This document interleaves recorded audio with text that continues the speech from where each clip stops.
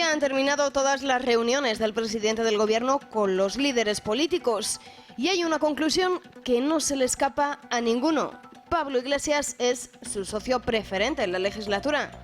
Aunque sin saber aún si Podemos entrará en el gobierno... Hombre, claro, hablamos de todo, de las 4 vicepresidencias, las 4 secretarías y de la presidencia. Alguien va a tener que ocupar la presidencia del Congreso. Ustedes estarían encantados. Eso vamos a darle tiempo. Ahora las conversaciones se inician con la composición de la mesa del Congreso. Esta mesa la forman la presidencia, 4 secretarías y otras 4 vicepresidencias. 9 miembros en total. Si hay pactos, PNV o incluso los partidos independentistas podrían tener hueco.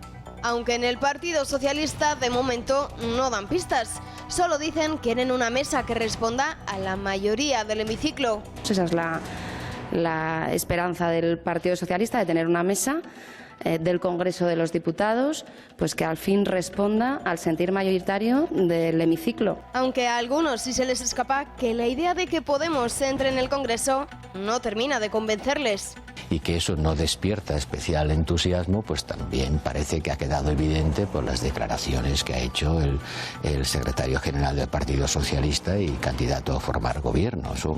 Y todos quieren silla. Esta mesa es clave para legislar, porque desde aquí se marcan las comparecencias, se interpreta el reglamento, también influye en la tramitación de leyes e incluso hasta podría obstaculizarlas. De momento todo queda en el aire, un ambiente que se prevé como mínimo hasta el próximo 26 de mayo. Pero, lo que hoy se ha difundido por todas partes es que el PSOE y Podemos han amañado ya un reparto de la mesa del Congreso donde habrá 3 miembros del PSOE, 2 de Podemos, 2 de Ciudadanos y 2 del PP. Vox queda fuera de la mesa del Congreso, PNV y Esquerra, por supuesto, también, de tal forma que la suma PSOE-Podemos da mayoría en la mesa del Congreso. Bien, y usted preguntará, bueno, ¿y eso qué más da? Pues bien, para ver qué es lo que da, vamos a hablar con un parlamentario de larga trayectoria que conoce muy bien cómo funciona eso, que es nuestro amigo y compañero José Ramón García Hernández. José Ramón, muy buenas noches. Muy buenas noches, José Abayer, ¿qué tal estáis? Pues muy bien. ¿Para qué sirve la mesa del Congreso? Pues sirve, como habéis dicho, para todo. Realmente, cuando hay una mesa que corresponde a la pluralidad de las fuerzas, pues pasa desapercibido. Pero cuando no es así, eso es lo que nos están planteando desde este punto de vista, pues van a controlar absolutamente todo. Yo creo que empieza el mecanismo de disolución de la Asamblea Constitucional. ¿El mecanismo, perdón, José Ra, que ha fallado la voz? No, el mecanismo de disolución de la España constitucional. Con esto van a poder poner todas las leyes, todas las agendas que ellos quieran.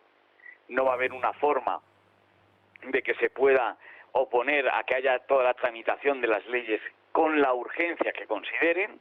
Entonces, pues vamos a ver que uno de los elementos en los que se funda el parlamentarismo, que es en la racionalidad, pues va a desaparecer. Todo por la calificación que haga de las mesas de los distintos asuntos. Es decir, de la mesa del Congreso depende, para entendernos, como el mecanismo de la atención sanitaria. Es decir, ¿a quién ves primero, a qué enfermo ves primero y a quién ves después?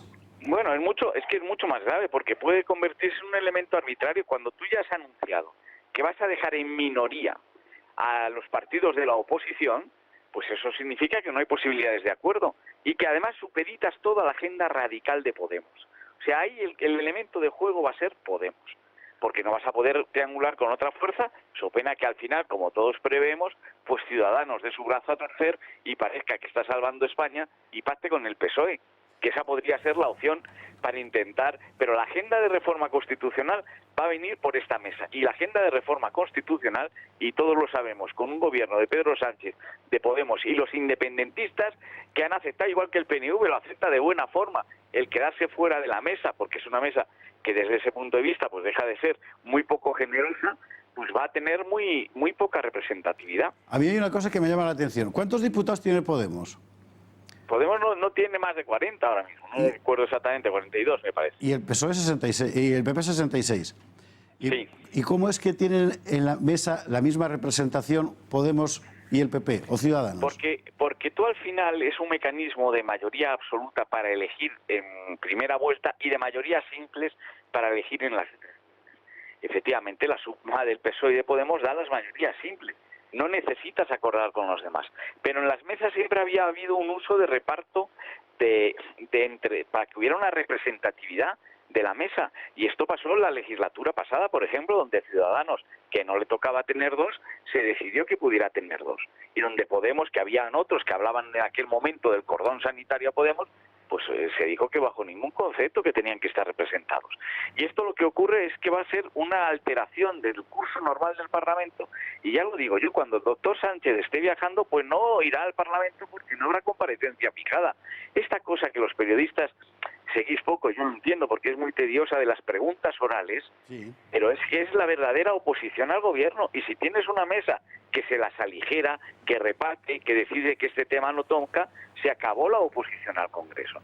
Si deciden, como hoy, que ha sido un escandalazo, retirar, por ejemplo, y es un salto menor, en un ayuntamiento, en La Coruña, el título a Fraga Iribarne, lo determina la mesa del ayuntamiento, que ha decidido que sea un tema de urgente necesidad.